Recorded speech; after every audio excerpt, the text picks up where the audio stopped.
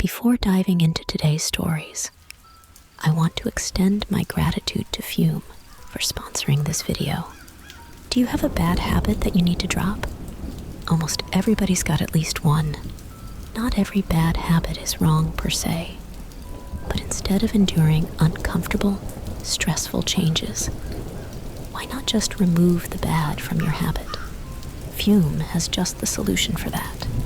They offer an innovative, award-winning flavored air device that doesn't use electronics or harmful chemicals. Instead, it just uses all natural, delicious flavors. Fume makes replacing your bad habit really easy in an all-natural and guilt-free way. Base was launched in January. It's a weighted stand to rest your Fume on when not in use, with a magnet inside that keeps your Fume attached. The Fume device can be spun around on it, which is good for fidgeting. Crisp mint is my favorite flavor, and orange vanilla is a close second. Stopping a bad habit is something we all put off because it's hard. But switching to Fume is easy, enjoyable, and even fun. Fume has served over 150,000 customers and has had thousands of success stories. And there's no reason that can't be you. Join Fume in accelerating humanity's breakup from destructive habits by picking up the Journey Pack today. Head to Triumvira. It was supposed to be one of, if not the last delivery of the night for me. I was working at this pizzeria called Leonardo's. One of my bosses, Frank, was on the night shift with me. He would choose who does what delivery. We got an order for a couple of regular pizzas. He gave me a piece of paper with the address on it and the person's phone number. This was in 2009. I didn't have a cell phone that had GPS, just a bare-bones flip phone. I also didn't have one of those Garmin GPS. I still had to use an old-school book of maps to find my way around when doing deliveries.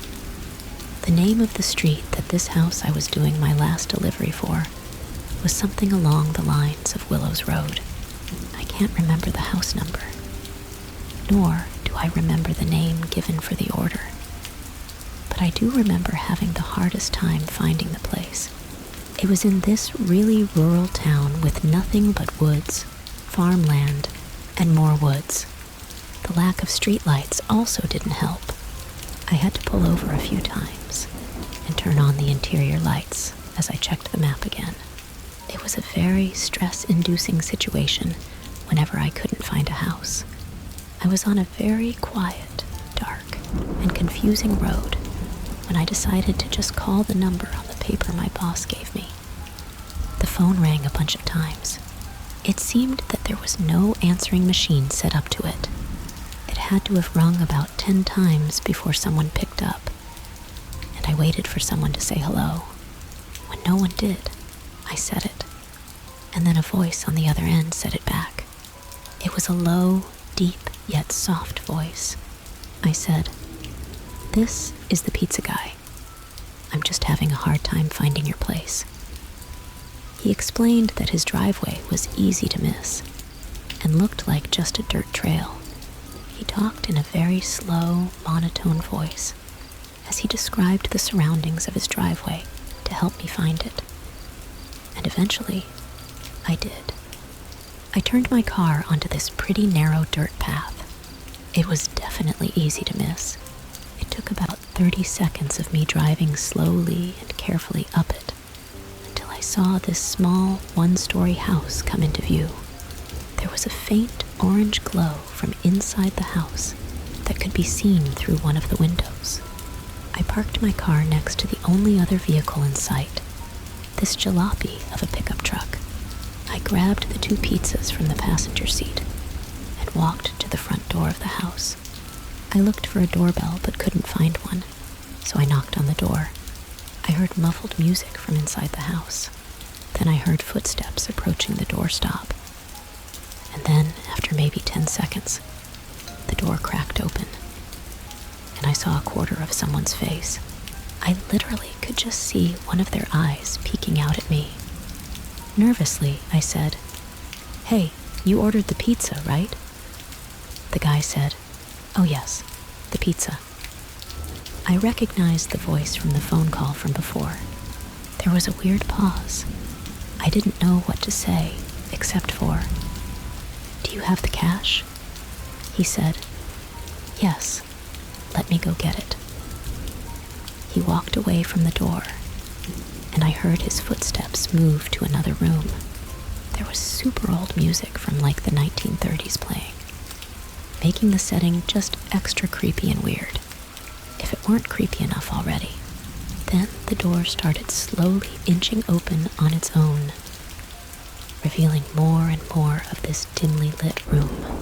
Everything about the interior of this place seemed super old.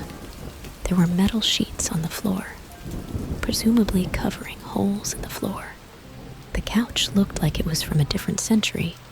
Hell, all the furniture did. And the music was coming from a vintage-looking record player.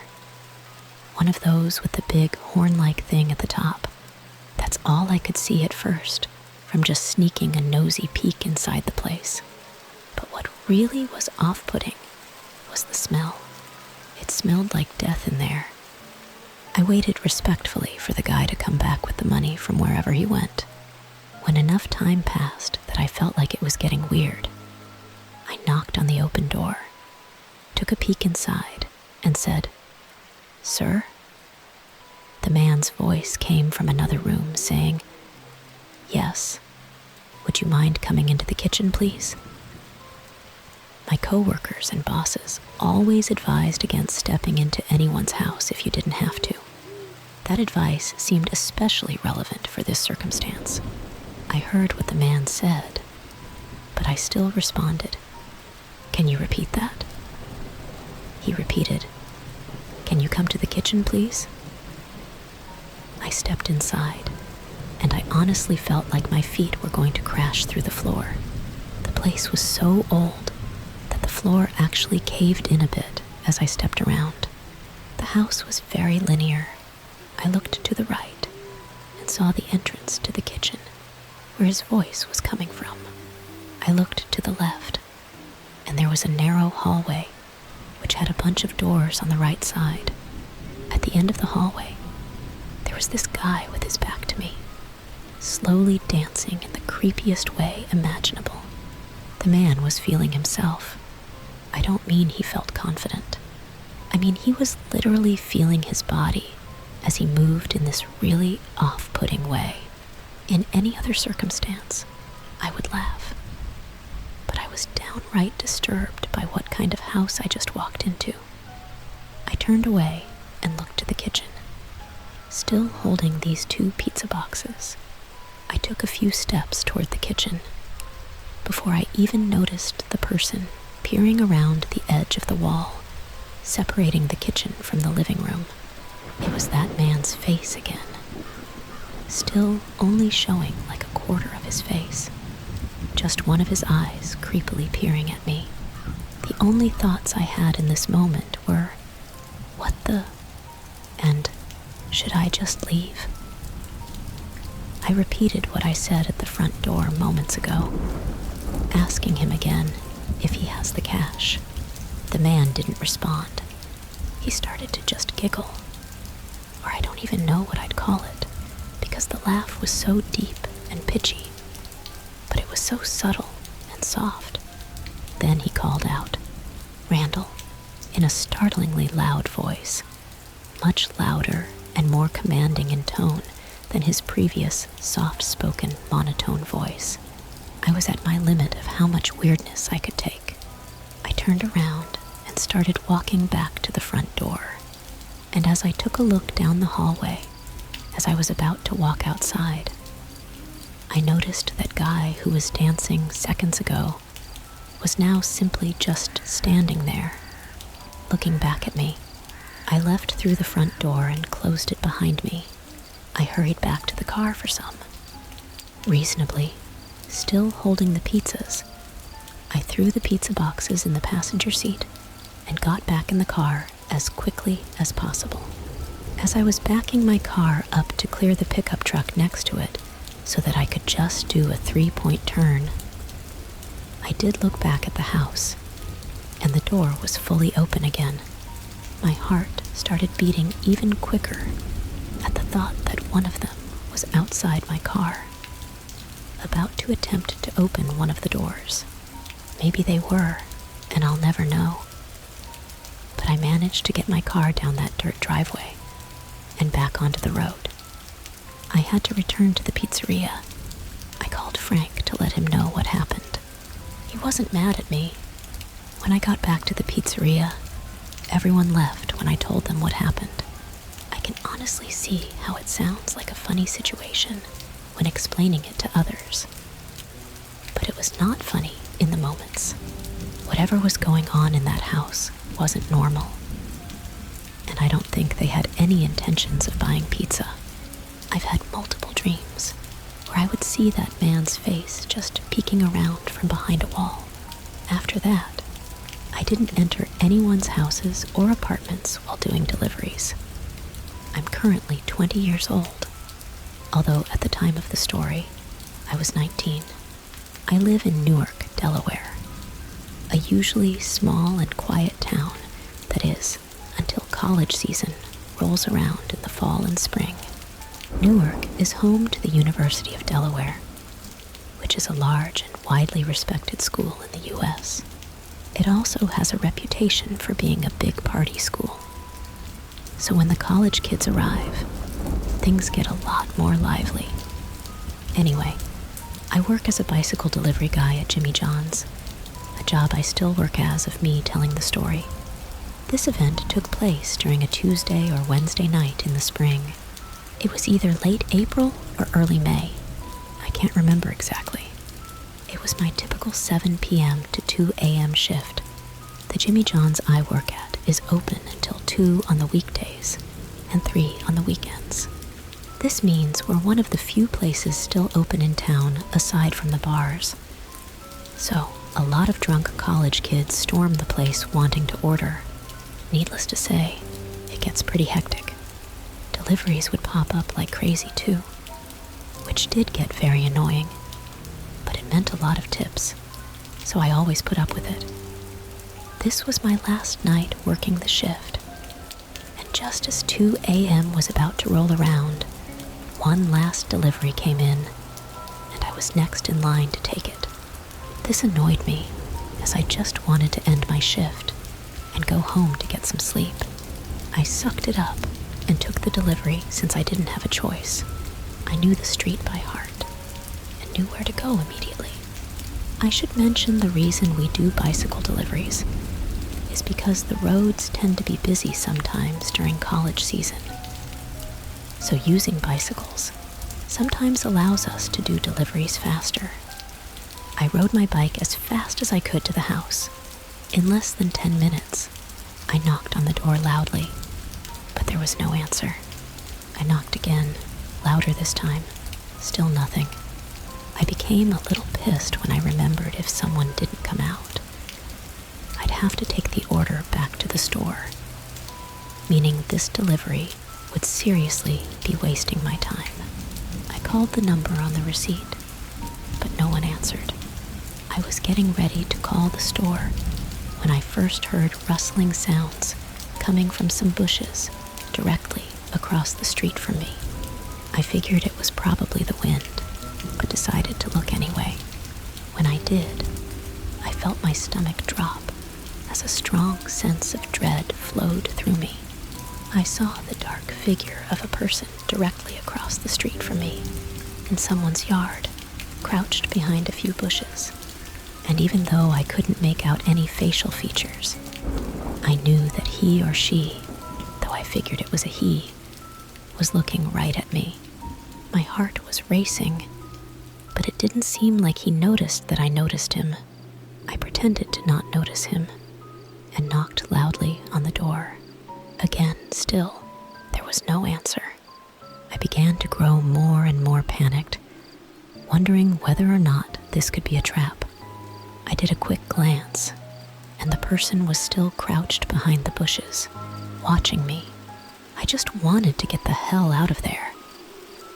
so I decided to just continuously knock on the door as loud as possible until someone answered. It felt like hours that I was knocking, but eventually, someone stumbled out from one of the rooms and sluggishly answered the door, sounding pissed. When I told him about the order, he told me that he didn't order, so that it was probably his roommate instead. To my misfortune, the person who actually ordered was upstairs in his room, passed out drunk. How he could have passed out so quickly after he ordered is still beyond me. The guy went upstairs to try and get him. Not even a minute after he went upstairs, I suddenly heard more rustling and did a quick glance back. When I did, I noticed the man had moved a little closer, probably to get a better view of me. I could tell he was still watching me. My fear intensified. I almost wanted to come inside to get away from the man watching me, but I figured he'd steal my bike, meaning I couldn't do my job anymore. Plus, I didn't know if this person was armed, and if he would actually try something if I went inside, which would put the two of them in harm's way. Luckily, he was only upstairs for a minute. He said his roommate's door was locked and that he wouldn't answer the door. At this point, I really wanted to get out of there, so I told him he could sign for his roommate's order. He hesitated at first, since there wasn't a tip charged to the order. But a tip was the last thing I was thinking about at this point. I insisted over and over, and eventually he signed for his roommate. I handed it to him and gave him a quick thank you. When he shut the door, I hurried to my bike and hopped on, ready to get the hell out of there. But just as I put the kickstand up, I heard the man suddenly lunge out from behind the bushes. I quickly turned to my left and saw that man was now dashing towards me. I was able to see he was wearing what looked like jeans, boots, and a black hoodie with the hood over his head, and what I think was some sort of mask on his face, as I could only see his eyes. And although I'm not 100% on this, it looked like he was holding a blade in one of his hands. I knew I had to act quick. I couldn't bang a U-turn because he'd probably catch me before I could get away. To make matters worse, all the surrounding streets led to dead ends. My only chance was to head to a bike trail that was nearby. Even though it wasn't lit up, and I didn't have a light on my bike, I knew it would be my only chance. I pedaled faster than I ever had before onto the pitch-black trail and rode it all while looking out for shadows and listening for footsteps. Luckily, the trail wasn't long, and I knew it by heart. Still, I was extremely paranoid by this point, and I got startled whenever I heard any noise at all. I didn't see the man while I was on the trail. However, and I made it back to the message saying, "Yeah, that's the address. Just leave it at the door." I hesitated for a moment, feeling uneasy about leaving the food at a seemingly abandoned house in the middle of nowhere. But then again, I needed the money, so I left the food on the porch as instructed and quickly made my way back to my car. As I was driving away, I couldn't shake off the feeling of unease. Something just didn't sit right with me about that whole situation. I glanced back at the house in my rearview mirror, half expecting something to happen, but everything remained eerily still. I continued with my deliveries for the rest of the night, but I couldn't shake off the feeling of unease. When I finally made it home, I couldn't help but feel relieved to be back in the safety of my own home. I decided to brush off the strange encounter as just another odd experience in the gig economy. However, the incident lingered in my mind for days to come. I couldn't shake off the feeling that something wasn't quite right about that delivery. Eventually, I decided to report the strange encounter to Uber Eats support, just to be safe. They assured me that they would look into it, but I never heard anything back. Since then, I've been extra cautious when it comes to late-night deliveries. I always make sure to double-check the addresses and trust my instincts if something feels off. And while I still deliver for Uber Eats, I always keep an eye out for any signs of danger, ready to act if necessary. The gig economy can be unpredictable and sometimes downright strange, but I've learned to trust my instincts and prioritize my safety above all else. After all, you never know what might be lurking behind closed doors, especially in the dead of night. Pulled me out of the car roughly, I stumbled onto the ground, feeling the gravel beneath me as I desperately tried to keep my composure. They quickly surrounded me, their masked faces looming in the darkness, and demanded that I hand over everything I had. I fumbled to retrieve my wallet and phone, my hands shaking with fear and adrenaline. I handed them over, hoping that complying would ensure my safety. They quickly snatched my belongings and shoved me back towards my car, warning me not to make any sudden moves. I scrambled to my feet and watched in horror as they rifled through my car, searching for anything else of value. My mind raced with thoughts of escape, but I knew that any attempt to flee would only escalate the situation further. After what felt like an eternity, they seemed satisfied with their loot and disappeared into the darkness, leaving me alone by the side of the road with 4 slashed tires and a pounding heart.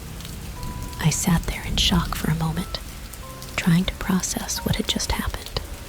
The reality of the situation sunk in, and I realized just how lucky I was to have escaped relatively unharmed. With trembling hands, I reached for my phone and dialed the police, reporting the incident and providing them with as much detail as I could remember.